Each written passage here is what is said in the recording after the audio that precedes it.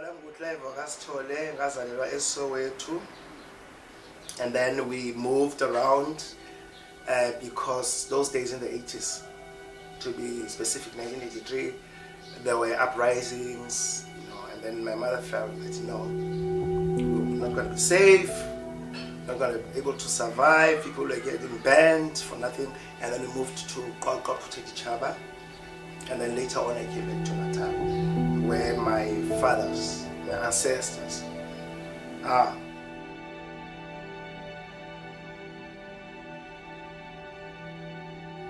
I started working with clay. We went to Lesotho to stay for a year. So the in-laws, my mother's in-laws, they were clay makers. So I was at about 8, I think, and that's where I got to be very interested about clay. So I've always wanted to do three-dimensional work because I've experienced it in my younger age. And then later on, I went to the Bed Center. Its Battle Arts Trust is in the city center, which was initiated by Paul Makula, who owns this museum here, for the black artists to be able to practice their art during that time. I progressed a lot because I saw my work in museums, my work collected, and then all of that. Then I started traveling all over. So this piece is owned by the Queen, the late Queen. Which one? This one, it's at the Royal Collection Trust. Windsor Castle, the British monarch in the world. No, I've got a lot of my works there and there. Oprah Winfrey, the Queen of Denmark, and many museums in the United States. What I really validate, in as far as my art making is concerned, I validate the people that I meet. There's people who've been there before me. Not at the moment, in a show at the end of this year. How I conceived this is because I love animals.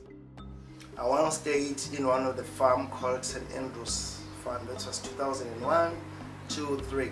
So I always wanted to have cows. And people will always ask the same question. How are you going to have cows while you don't have a land?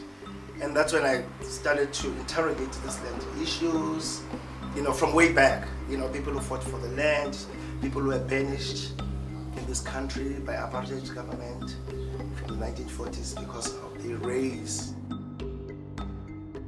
So, Michael Mafuze, one of the first authors, was born in the 18th century.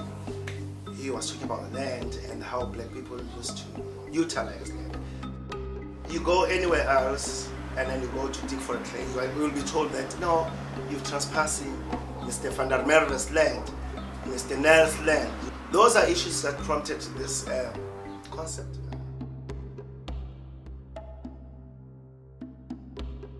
For me, this freedom did a lot because this freedom, that's the one that had to put us in the mainstream of the art and craft by black people.